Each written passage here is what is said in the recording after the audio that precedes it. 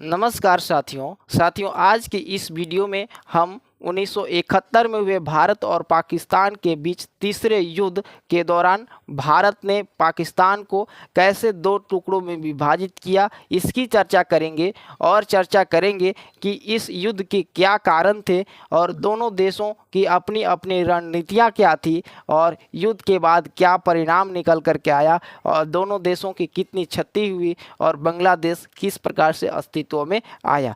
तो चलिए हम लोग वीडियो को शुरुआत करते हैं और लाइन बाय लाइन जो है हम लोग देखते हैं कि क्या है कैसे है। चलिए हम लोग सबसे पहले पाकिस्तान के अवस्थिति के बारे में चर्चा कर लेते हैं कि पाकिस्तान कहाँ पर विश्व के मैप में है, उसकी चौहद्दी क्या है। तो साथियों पाकिस्तान जो है मध्य एशिया और जो है पूर्व से सटी पहाड़ी क्षेत्र में अवस्थित है। दक्षिण में अरब सागर, ओमान की खाड़ी के साथ तट रेखा से सीमा साझा करता है और इसकी सीमा पश्चिम में अफगानिस्तान और ईरान से सटा हुआ है, पूर्व में भारतीय गणराज्य से सटा हुआ है और सुदूर उत्तर पूर्व में पीपुल्स रिपब्लिक ऑफ चाइना यानी कि चाइना से लगा हुआ है। चलिए पाकिस्तान की मैप देख लेते हैं। तो आप देख लेंगे कि पाकिस्तान का मैप है जो इधर आप जो है पूर्व में देखेंगे कि इंडिया है, पश्चिम में अफगानिस्तान, ईरान जो है आपका जो दक्षिण है, दक्षिण में अरेबियन सी और पश्चिम जो है उत्तर में आप जो है चाइना देख सकते हैं। इसकी अवस्थिति है, इसकी चौहद्दी है। चलिए अब जो है यहाँ की राजनीति के बारे में बात कर लेते हैं कि यहाँ की अभी की वर्तमान राजनीतिक कैसी व्यवस्था है। तो यहाँ पे जो है वर्तमान अर्धसर्फ राष्ट्रपति प्रणाली है। पाकिस्तान राष्ट्रपति राज्य का प्रमुख होता है और प्रधानमंत्री सरकार का प्रमुख होता है। यहाँ बहुदलीय व्यवस्था लागू होता है। चलिए अब जो है हम लोग बात कर लेते हैं कि यहाँ के भाषा और धर्म क्या है। तो पाकिस्तान में बहुदेशीय भाषा है यानी कि बहुभाषीय देश है, कई भाषाओं वहाँ पे बोली जाती है। अंग्रेजी आधिकारिक भाषा है, वही उर्दू राष्ट्रभाषा है और पंजाबी भी वहाँ अधिक मात्रा में बोली जाती है।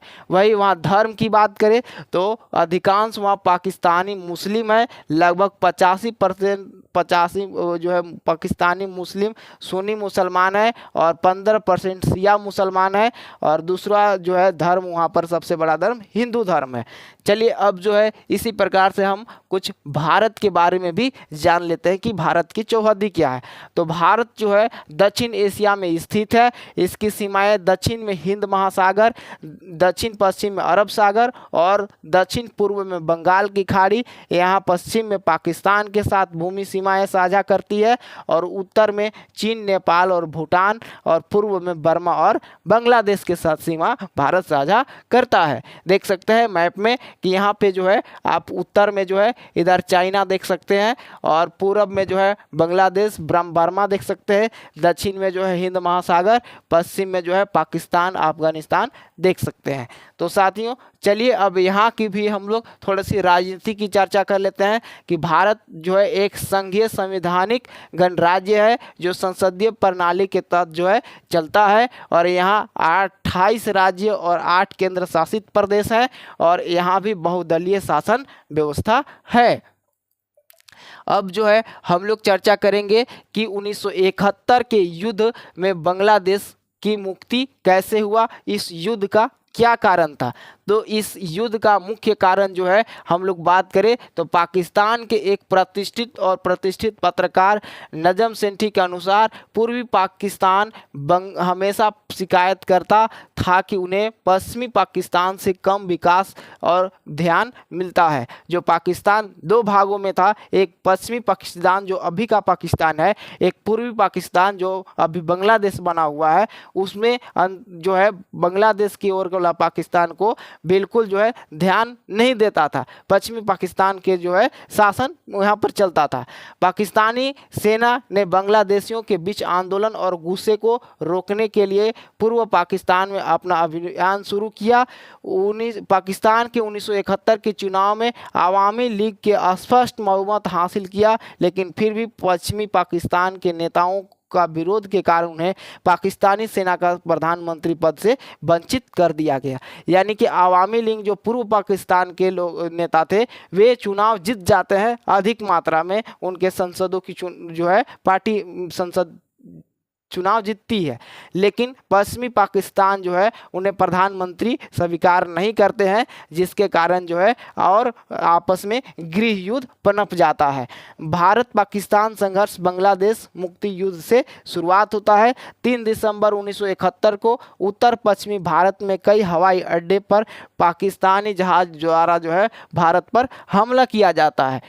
1947 में ब्रिटिश भारतीय साम्राज्य के विभाजन ने एक पाकिस्तान बनाया था, जिसमें 2 पंख शामिल थे, पश्चिमी पाकिस्तान, वर्तमान पाकिस्तान जो है अब भी, और पूर्वी बंगाल जो बाद में उसका नाम बदलकर पूर्वी पाकिस्तान रखा गया था, अब वो बांग्लादेश हो गया, जो 1600 किलोमीटर दूर पर स्थित था। पूर्व और पश्चिम में अपनी संस्कृति के तरीके में बहुत भिन्न और इस पश्चिमी देश के राजनीतिक तरीकों पर हावी था। वहाँ के दोनों जगह की जो धार्मिक दृष्टिकोण भी था बिल्कुल भिन्न था, और वहाँ पे जो है राजनीतिक चीज़ें भी पाकिस्तान की जो पूर्वी पाकिस्तान था उसका नहीं चलता था, पश्चिमी पाकिस्तान का चलता था। 1970 में जो है पूर्व से भारी बहुमत से चुनाव जीतने के बावजूद भी उन्हें नेता अपना मानने के लिए पश्चिमी पाकिस्तान जो है स्वीकार नहीं करते हैं, और जो है इसके बाद जो है पूर्वी पाकिस्तान के हिंदुओं को नरसंहार कर दिया जाता है और एक अभियान चलाया जाता है हिंदुओं को ख़त्म करने के लिए, जिससे जो है अब युद्ध का मुख्य कारण निकल कर आता है। और युद्ध के दौरान, जिसे ऑपरेशन सर्चलाइट कहा गया, पूर्वी पाकिस्तान में बड़ी संख्या में बंगाली बुद्धिजीवी मारे गए और कई प्रमुख बंगाली नेताओं को जेल में डाल दिया गया। जवाब में पूर्वी पाकिस्तान के अवामी लीग नेतृत्व ने 26 मार्च को प्रांत की स्वतंत्रता की घोषणा की। जैसे ही यह कार्रवाई अगले 2 महीने में एक पूर्ण और क्रूर गृह युद्ध में बदल गई। लगभग 10 मिलियन बंगाली पूर्वी पाकिस्तान से भाग गए और शरण ली भारत का पड़ोसी राज्य पश्चिम बंगाल में आकर के। तो अब जैसे ही विदेश यानी पूर्वी पाकिस्तान के लोग भारत में प्रवेश करते हैं, तो भारत के प्रधानमंत्री उस समय के इंदिरा गांधी जो है अब तुरंत निर्णय लेती है कि जो शरणार्थियों को है उनको रखने से अच्छा है कि उनके लिए एक अलग देश का निर्माण करे, बांग्लादेश को, जो पूर्वी पाकिस्तान को स्वतंत्र रूप से बांग्लादेश बनाया जाए। और उस निर्णय लेती है और फिर करती क्या है कि गांधी और उनके सलाहकारों ने जातीय बंगालियों के लिए एक अलग राज्य के निर्माण का समर्थन करने के लिए एक रणनीति बनाई। इस रणनीति में मुक्ति वाहिनी के नेतृत्व वाले स्वदेशी बंगाली प्रतिरोध आंदोलन का समर्थन शामिल था। भारत के जो प्रधानमंत्री और उनके सलाहकार थे, मुक्ति वाहिनी जो वहाँ के स्थानीय जो है आंदोलनकारी थे, उन्हें प्रशिक्षण देना प्रारंभ करती है और उनका समर्थन करना प्रारंभ करती है भारत सरकार। अब जो है यहाँ पर हम लोग देखते हैं कि इसके लिए भारत की सैन्य खुफिया agency research and analysis wing ने इन विद्रोहियों को संगठित करने, प्रशिक्षित करने और हथियार को लैस करने में मदद की। यानी जो पश्चिम बांग्लादेश के जो अभी वर्तमान बांग्लादेश के जो मुक्ति वाहिनी सेना थे उसको जो है भारत सपोर्ट करना स्टार्ट कर देता है। मुक्ति वाहिनी पूर्वी पाकिस्तान में तैनात नियमित पाकिस्तानी सेना इकाइयों को परेशान करने में कामयाब रही और दिसंबर की शुरुआत में पूर्व पैमाने पर भारतीय सैन्य हस्तक्षेप के लिए अनुकूल परिस्थितियां बनाने में मदद की। 3 दिसंबर 1971 को उत्तर पश्चिमी भारत में कई हवाई अड्डों पर पाकिस्तानी हवाई हमले के साथ तीसरा भारत पाकिस्तान युद्ध औपचारिक रूप से शुरू हो जाता है। अब पाकिस्तान घबरा कर के जो है अब भारत पर अटैक करना स्टार्ट कर देता है पश्चिमी पाकिस्तान की ओर से। तो बस ये भारत तो इंतजार कर रहा था कि वो युद्ध की शुरुआत करे। अब जैसे ही युद्ध की शुरुआत होता है तो भारतीय वायुसेना ने अगले दिन कई पश्चिमी पाकिस्तानी हवाई अड्डों पर हमला करके जवाब दिया। हवाई हमले के साथ साथ पाकिस्तानी सेना ने एक साथ कश्मीर और पंजाब क्षेत्र में ज़मीनी अभियान चलाया, जिससे पश्चिमी मोर्चा खुल गया। पश्चिमी क्षेत्र में कई घमासान युद्ध हुए, विशेषकर पुंछ और छम के पास आज़ाद कश्मीर में। अब देखिए पाकिस्तान में हुआ क्या कि पश्चिमी पाकिस्तान में भारत उलझ गया और इधर बांग्लादेश में वहाँ के मुक्ति वाहिनी सेना उलझी हुई थी। अब पाकिस्तान को दोनों फ्रंट पर युद्ध करना पड़ गया।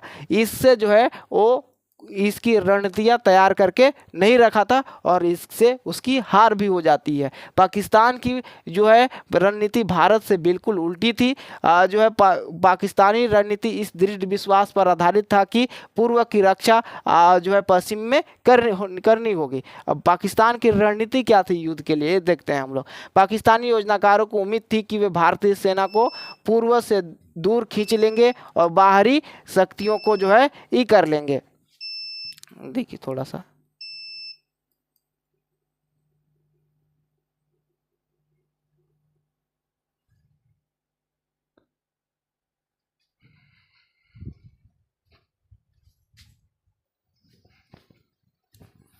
अब जो है उनकी रणनीतियाँ जो है यहाँ पर देखेंगे कि चौथा रणनीति के साथ जो है इसके अलावा इस लड़ाई में बख्तरबंद और पैदल सेना डिवीज़न के बीच सहयोग की कमी थी, क्योंकि कोई भी उच्च कोर मुख्यालय दोनों डिवीज़न को नियंत्रित नहीं कर रहा था और पैदल सेना और बख्तरबंद डिवीज़न कमांडर के बीच जो है एक व्यक्तित्व टकराव था।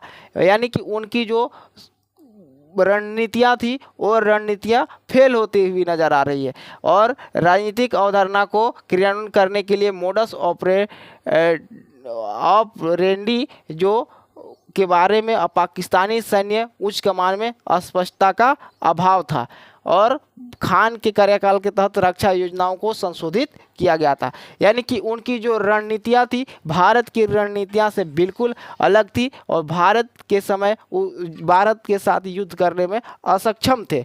वही भारत के जो रणनीति की बात करें तो युद्ध में पश्चिमी रंगमंच में वाइस एडमिरल जो है SN की कमान के तहत भारतीय नौसेना कोहली ने 4-5 दिसंबर की रात को ऑपरेशन ट्राइडेंट में मिसाइल नौकाओं का उपयोग करके कराची के बंदरगाह पर सफलतापूर्वक हमला किया, जिसमें पाकिस्तानी विध्वंसक PNS खैबर और माइन स्वीपर PNS मुआफिज को डुबो दिया गया और PNS शाहजहां को भी भारी क्षति पहुंची। वही 8-9 दिसंबर की रात को ऑपरेशन पाइथन, जिसमें भारतीय मिसाइल नौकाओं ने कराची बंदरगाह पर हमला किया, जिसके परिणाम स्वरूप आरक्षित ईंधन टैंक और नष्ट हो गए और 3 पाकिस्तानी व्यापारी जहाज को भी डुबा दिया गया।